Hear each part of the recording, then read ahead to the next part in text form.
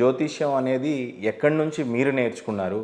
ఈ నేర్చుకున్నటువంటి ఈ విద్యని నిజంగానే ఆయన వర్తమాన పరిస్థితి అంటే అంత ఫ్యూచర్ బాగుంటుంది అనే సూచికగా అంత గొప్ప గ్రంథం ఏముందని చెప్పేసి జ్యోతిష్యాన్ని నమ్మాలి అని చెప్తారు మీరు? ఎస్ ఇప్పుడు ఫస్ట్ ఆఫ్ ఆల్ జ్యోతిష్యాన్ని ఎక్కడ నేర్చుకున్నారు? జ్యోతిష్యము అన్న శాస్త్రం మనకు అందించాయి, మా గురువులు మాకు అందించారు. గురువులకు ఎవరింత అందించారు? వాళ్ళ గురువులు అందించారు. అలాగే కొన్ని యూనివర్సిటీలు దాన్ని యాక్సెప్ట్ చేశాయి. వీటన్నిటికన్నా ముందు జ్యోతిష్యం ఎక్కడ నేర్చుకున్నారంటే మనం ఏదైనా సరే ఆన్ వేదాస్ లేదంటే ఒక పుస్తకంలోంచే నేర్చుకుంటాం. మీరు ఎక్కడ ఏది డిస్ప్లే చేసినా ఒక వీడియో ప్లే అవుతున్నా, కానీ ఆన్ వేదాస్లో అయితే అసలు దీని ప్రస్తావననే లేదు. నో నేను చెప్తాను. ఆన్ వేదాస్ అంటే వేదంలోంచి మనం మంత్రభాగం తీసుకున్నాం. అలాగే జ్యోతిష్య శాస్త్రం ఉంది. పరాశరుడు, వరాహమిహిరుడు అందించినటువంటి గొప్ప శాస్త్రం జ్యోతిష్యం. ఇంకొకటండి, మనకు గ్రహాల యొక్క గతులని మనము గ్రహాల యొక్క సంచారాన్ని బట్టి పంచాంగం అని చెప్తున్నాం. ఈ పంచాంగంతోనే తిథివార నక్షత్రాలు చెప్తున్నాం, పండుగలు చేసుకుంటున్నాం. ఈ గ్రహాలేంటి? జ్యోతిష్యంలో ఒక భాగం. ఈ గ్రహ సంచారం ఏంటి? జ్యోతిష్యంలో ఒక భాగం.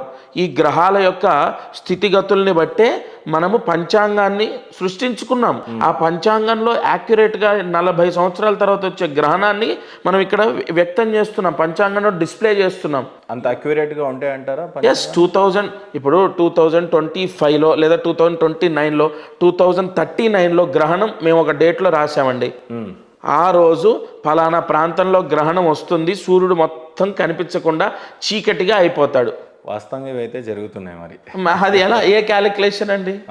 గ్రహాల యొక్క సంచారాన్ని బట్టి ఇవి చేస్తున్నవి నిజంగానే బాగున్నాయి, కానీ దీన్ని బిజినెస్ చేసుకున్నటువంటి దొంగ పండితులని ఎలా ప్రజలు అనేది తెలుసుకోవాలి? వాళ్ళని ఇప్పుడు ఎవరు దొంగ ఎవరు మంచి అనేది తెలియని పరిస్థితి కదా గురువు గారు, మీకు తెలిసిందేం లేదు. ఒకటండి, ఇప్పుడు నేను ఫలానా వాళ్ళు దొంగలు, ఫలానా వాళ్ళు మంచి అని చెప్పే రైట్స్ నాకు లేవు ఫస్ట్ ఆఫ్ ఆల్. దాన్ని కానీ ఒక ఆమ్ ప్రజలు, కామన్ పీపుల్ ఎలా గుర్తించాలి? పండితుడికి ఆయనకి జ్యోతిష్యం వచ్చని, పంచాంగ శ్రవణం చాలా బాగా చెప్తాడని, లేదు ఒక ముహూర్తాన్ని చాలా బాగా పెట్టగలడు, ఈయన చెప్తూనే నాకు ఫలిస్తున్నాయి అని చెప్పి రిజల్ట్ వస్తాయి. కొన్నిసార్లు ఆయన అబద్ధం చెప్పినా రిజల్ట్స్ వచ్చే పరిస్థితి ఉంటుంది. ఇప్పుడు ఆమె ప్రెగ్నెన్సీలో ఉన్నప్పుడు బాబా పాప అంటే మా బాబా అంటాడు అనుకుందాం, ఓకే బాబే పుడతాడు అనుకో, ఓకే పాప అంటే పాప పుడుతుంది అనుకోండి. కొన్నిసార్లు బాబు అన్నప్పుడు పాప కూడా పుట్టేయచ్చు. ఓకే, ఇలా ఈ రకంగా డబ్బుల్ని క్యాచ్ చేసుకుంటున్నారు. ఓకే. సో అసలు ఆయన చెప్పేటువంటి జ్యోతిష్యం కానీ, ముహూర్తం కానీ, పంచాంగం కానీ ఏ రకంగా అతను కరెక్ట్ పండితుడు అని చెప్పి ఒక నార్మల్ ప్రజలు ఎలా తెలుసుకోవాలి అసలు ఆయన్ని? ఎస్. ఇప్పుడు యూట్యూబుల్లో అనేక వీడియోలు వస్తాయి, అనేక విషయాల గురించి విపరీతంగా వీడియోస్ వస్తాయి. ఇప్పుడు చూసేటటువంటి వాళ్ళు, ఇప్పుడు మీరు నార్మల్ పర్సన్ ఎలా దాన్ని క్యాచ్ చేయాలి అంటే, సబ్జెక్ట్ ఉందా లేదా అన్నది. ఇప్పుడు నాకు పలానా యూనివర్సిటీ ఈ సర్టిఫికేట్ ఇచ్చిందని నేను డిస్ప్లే ఏం చెయ్యను. నాలెడ్జ్, మినిమం కామన్ సెన్స్ ఉంటుందండి. ఇప్పుడు యూట్యూబ్లో వీడియో తీసి కామెంట్ పెట్టే అంత టాలెంట్ ఉన్న పర్సన్కి మినిమం కామన్ సెన్స్ ఉంటుంది. ఇతను చెప్పేది జెన్యూనా కాదా, కమర్షియల్ ఆస్పెక్ట్లో చెప్తున్నాడా, లేదా ఇతను చెప్పేటటువంటి మాటల్లో ఎంతవరకు నిజాయితీ ఉంది అనేది మినిమం తెలుస్తుంది. దానికి 100% ఆన్సర్ రాదు. ఎలా దొంగ జ్యోతిష్కుల్ని మనం కనిపెట్టాలి, మంచి వాళ్ళని కనిపెట్టాలంటే హైలీ ఇంపాసిబుల్. ఎలా నార్మల్గా ఏమి రాని వ్యక్తి కూడా అద్భుతంగా అతని యోగం వల్ల చలామణి అవుతాడు. ఓకేనా? అతని దశమ స్థానం బాగుండి, దశ అంతర్దశ బాగుండి, హోరాచక్రంలో లగ్నంలో గ్రహాలు ఎక్కువ ఉండి విపరీతంగా సంపాదిస్తాడు, పేరు ప్రఖ్యాతలు, డబ్బు. ఆయన ఏం చెప్తే అది అవుతుంది, ఎందుకంటే వాక్ స్థానంలో ఏ గురువు ఉంటేనో. కాబట్టి ఇక్కడ సబ్జెక్ట్ పర్ఫెక్ట్గా ఇతనికి వచ్చా లేదా అనేది ఎలా మనం గ్రహించాలంటే దానికి 100% ఆన్సర్ రాదు. వాళ్ళుగా కొంతన్నా వాళ్ళు గ్రహించిగో ఈ వే ఆఫ్ ఎక్స్ప్లెనేషన్ ఎలా ఉంది, లేదా సబ్జెక్ట్ ఉందా లేదా, ఏదో నామమాత్రంగా జస్ట్ ఫార్మాలిటీగా ఏదో అడిగితే ఇలా చెప్తున్నాడా, దాటేస్తున్నాడా, వాళ్ళు గ్రహించాలి అంతే. లేదు ఫలానా నా దగ్గర రండి కూర్చోబెట్టండి నేను ఎగ్జామ్ చేస్తాను అని అనడం ఎంతవరకు, ఇప్పుడు నా పని అది కాదు కదా. ఓకే. కాబట్టి దానికి పర్ఫెక్ట్ ఆన్సరు మీరు నన్నే కాదు, మీరు ఎవరిని అడగండి రాదు.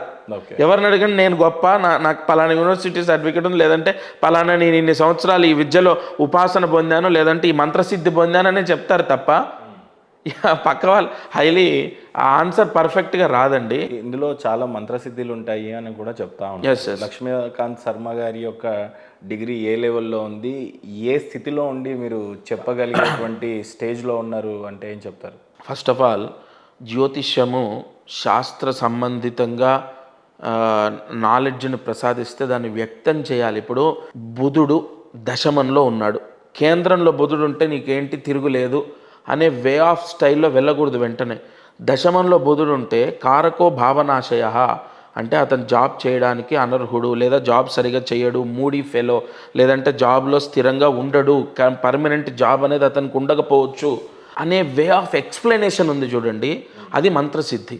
లక్ష్మీకాంత్ శర్మ ఏ స్థాయిలో ఉన్నాడు అంటే అది పబ్లిక్ ఆన్సర్ ఇవ్వాలి. ఈయన నా నుంచి నేను ఎలా చెప్తానంటే, జ్యోతిష్యము సబ్జెక్ట్ అంతా నేర్చుకున్నది ఒక ఎత్తు అయితే మన వాక్శుద్ధి ఫలించాలి. ఒక వ్యక్తి నా దగ్గరికి వచ్చాడు వివాహం గురించి, 2025లో అక్టోబర్ లోపు వివాహం అవుతుంది అని నేను రాసినప్పుడు ఎగ్జాక్ట్ అక్టోబర్లో అవుతుందని రాయకూడదు, అది అధర్మం. ఎందుకంటే అతని డేట్స్ నీకు ఎలా తెలుస్తాయండి మాట. రెండోది, ఎగ్జాక్ట్ అక్టోబర్లో అవుతుందంటే అక్టోబర్లో మూడాలు ఉంటాయి, లేదు అక్టోబర్ లోపు అంటే అతను విదేశాల్లో ఉన్నాడు. నేను రాసిందే చెప్తున్నాను. రీసెంట్గా 2 days బ్యాక్ విదేశాల్లో ఉన్న వ్యక్తికి వీసా ప్రాబ్లం ఉండొచ్చు, డేట్స్ దొరక్కపోవచ్చు, రకరకాల కారణాలు ఉంటాయి.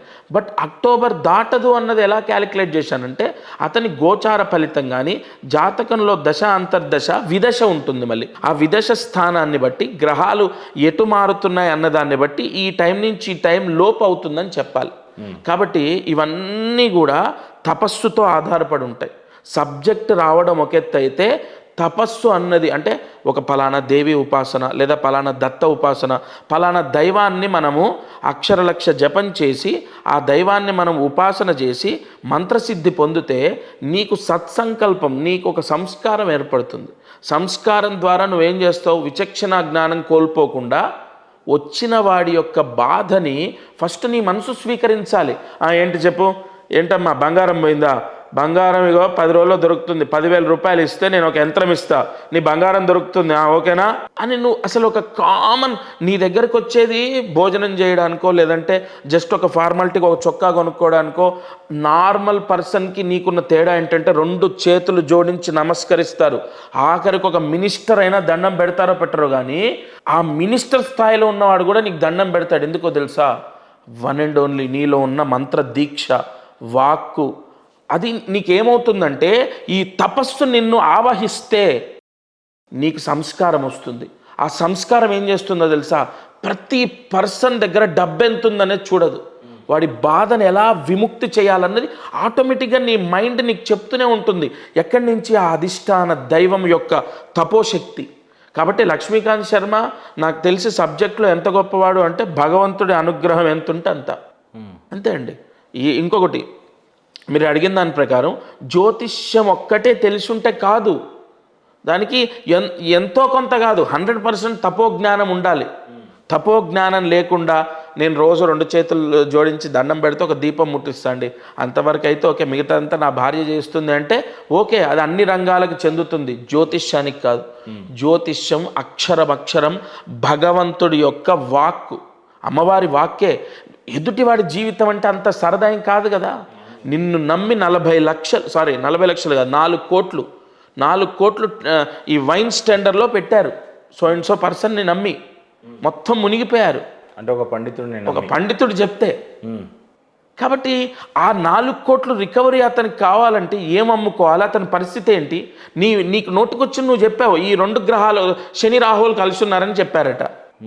ఒక కాంబినేషన్ ఆధారంగా తీసుకోవద్దండి. హోరా చక్రం ఉంటుంది, D10 చార్ట్ ఉంటుంది, లగ్న భావచక్రాలు ఉంటాయి, అసలు దశమాధిపతి ఏ నక్షత్రంలో ఉన్నాడు, ఆ నక్షత్రాధిపతి ఎక్కడున్నాడు, లగ్నాధిపతి ప్రధానంగా ఏ గ్రహాన్ని అంటే ఏ గ్రహంతో కలిసి ఉన్నాడు, వీటిని బట్టి ఎగ్జాక్ట్ ఈ బిజినెస్లో నువ్వు రాణిస్తావు, నీకు తిరుగులేదు ఈ టైంలో అని ఒక మనకు ఆ క్లారిటీ ఇవ్వాలి. ఇప్పుడు ఆ మనిషి యొక్క వీక్నెస్ మీకు బిజినెస్గా కనపడట్లేదు. ఎక్కడ వీక్ అయ్యాడు ఆ మనిషి అసలు? ఇప్పుడు ఆ మనిషి ఏంటంటే ఈ టెండర్ వేస్తే నాకు వస్తుందేమో అన్న ఉద్దేశంతో ఆ పండితుడి దగ్గరికి వెళ్ళాడు. సో ఈ పండితులందరికీ వాడు అవసరము, ఈయనకి బిజినెస్ అవ్వట్లేదా? ఎందుకంటే పండితులు ఏ రకంగా సమర్థించుకుంటారు అది? దాన్ని out and out commercial business గా చేసుకోవాలని చెప్పేసి ఇతర ఏ మతాల్లో లేదు. కేవలం హిందుత్వంలో ఈ పండితులు కూడా కేవలం జ్యోతిష్యం చెప్పే వాళ్ళ మీదనే ఈ అపారమైన ఒక రాంగ్ మచ్చ అనేది ఉంది యాక్చువల్ చాలా మంది. కాదండి, తప్పదు. ఏ మతం, ప్రతి మతంలో ఉందండి. ప్రతి మతం, తాయెత్తులు అమ్మేవాడు తాయెత్తులు అమ్ముతున్నాడు, కొబ్బరి నూనె అమ్ముతున్నారు ఒక మతంలో తాయెత్తులు అమ్ముతున్నారు, ఒక మతంలో హోమాలు చేస్తున్నారు. ఇప్పుడు మతానికి దీనికి సంబంధం లేదు. రెండోది అయితే గురువు యొక్క స్థాయిని బట్టి డబ్బులు సంపాదించుకునే సిస్టమ్ కూడా హిందుత్వంలో చాలా మచ్చ తెచ్చి పెడుతుంది. కారణం ఉదాహరణకు సపోజ్ ఆ దేవాలయం పేర్లు అయితే చెప్పను కానీ ఒక దశమహావిద్యా హోమం చేయించుకుంటే 10 కోట్లు పెట్టిన వాళ్ళు కూడా ఉన్నారు. ఓకే, ఇందాక మీరు చెప్పినటువంటి వైన్ స్టెండర్ ఆయన స్థాయిలో ఆయన ఎంత చెల్లించుకున్నారో తెలియదు. ఓకే, అసలు దీన్ని ఒక ఎథికల్ బిజినెస్ అనే అనవచ్చు కదా. నేను అదే చెప్తున్నానండి. మీరు ఏ రంగంలోనైనా ఎలాగైనా చేయొచ్చు, జ్యోతిష్యంలో ఆ పొరపాటు చేయకూడదు. ఎందుకంటే ఇది నీకు ఒక సన్నిహితంతోనో లేదంటే ఒక స్థితి, ఒక పొజిషన్తోనో మనం చెప్పకూడదు.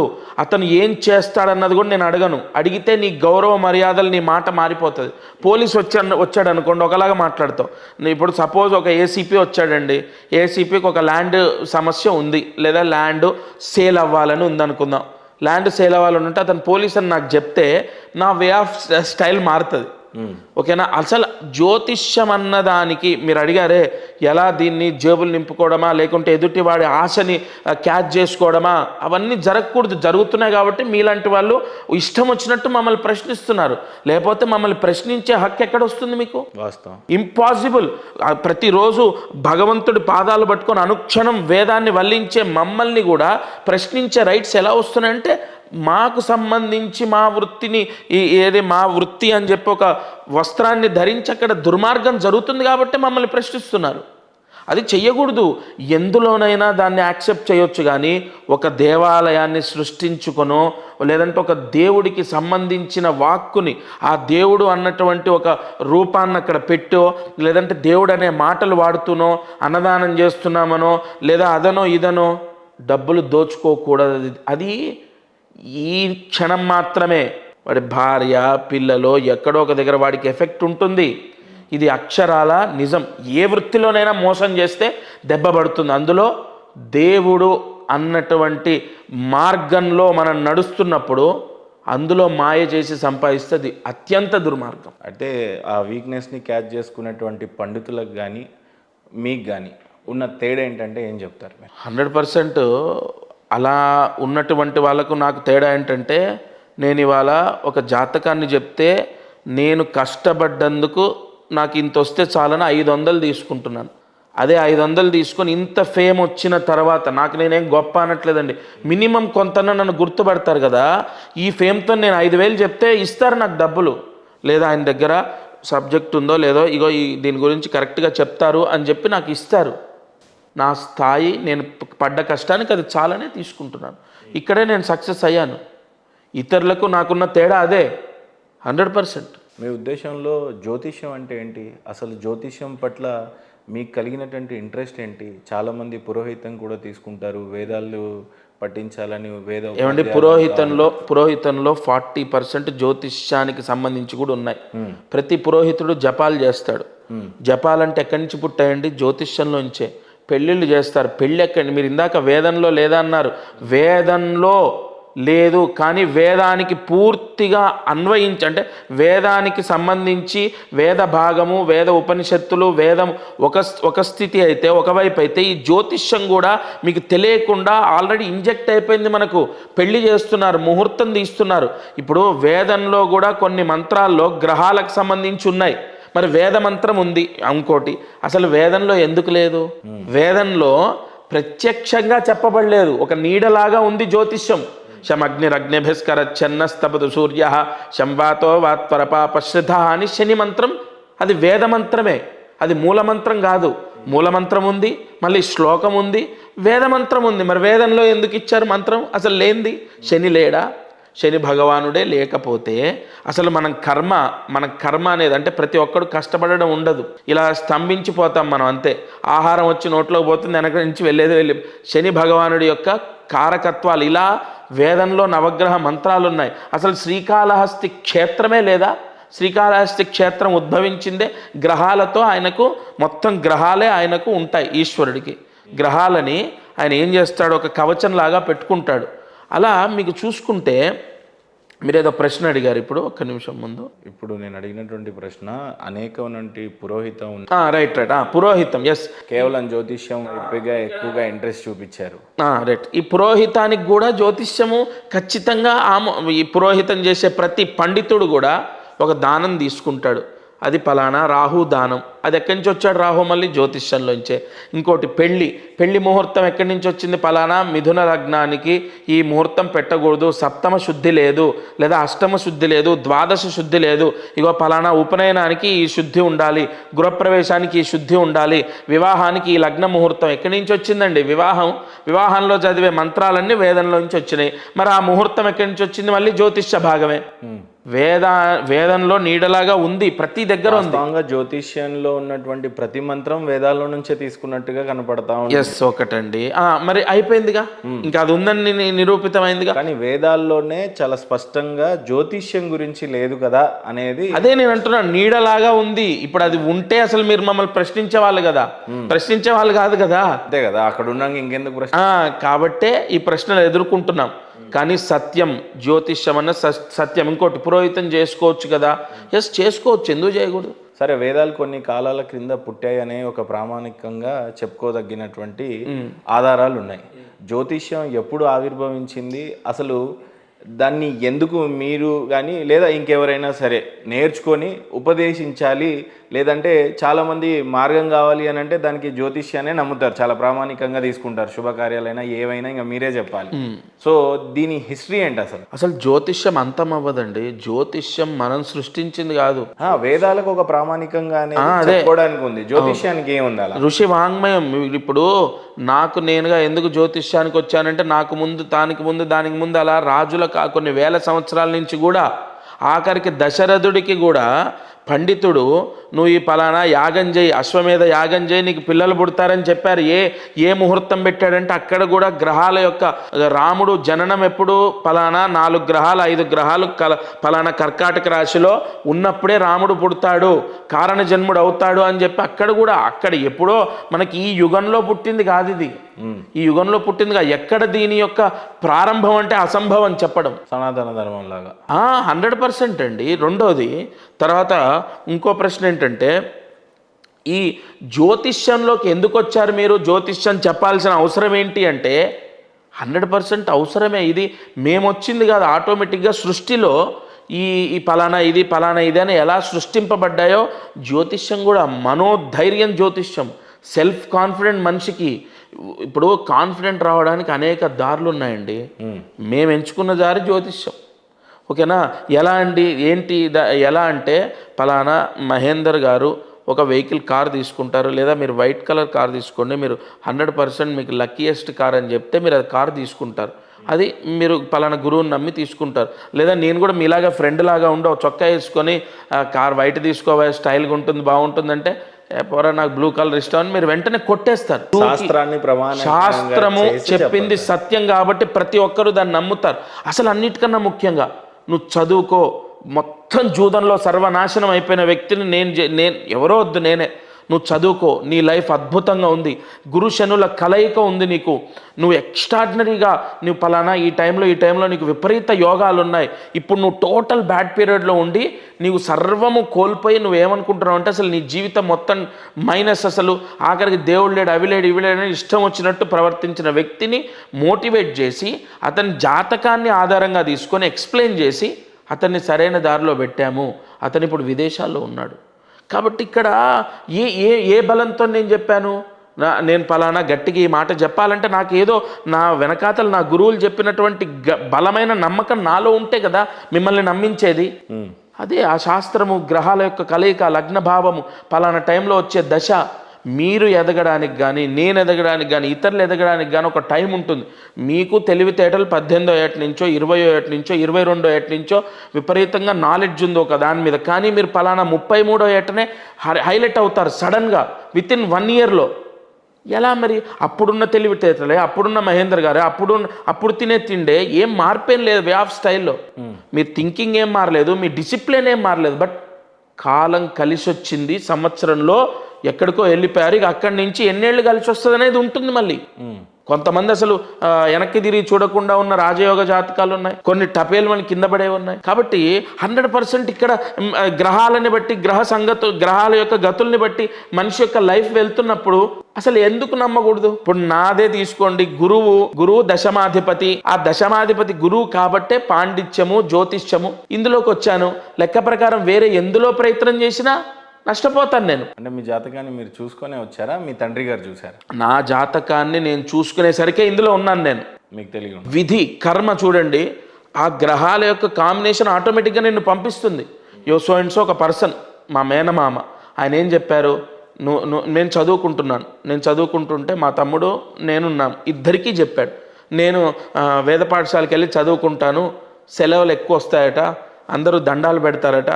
ఆ వయసులో ఎంత 8 ఏళ్ళు, నాకు అప్పుడు 8, 9 అనేసరికి నేను అట్రాక్ట్ అయ్యాను. మరి వాడు అవ్వలేదు, వాళ్ళ విదేశాల్లో ఉన్నాడు, అక్కడ వెల్ సెటిల్డ్ అయ్యాడు. మరి నేను అయ్యానే. వాడి దశమాధిపతి, వాడి లగ్నం వేరు, నా లగ్నం వేరు. మరి ఇద్దరికి సేమ్ టైంలో చెప్పాడు, ఇద్దరిని కూర్చోబెట్టే చెప్పాడు. నాకు ఎక్కింది, వాడికి ఎక్కలేదే. అది కర్మ జ్యోతిష్యంలో ఉంది.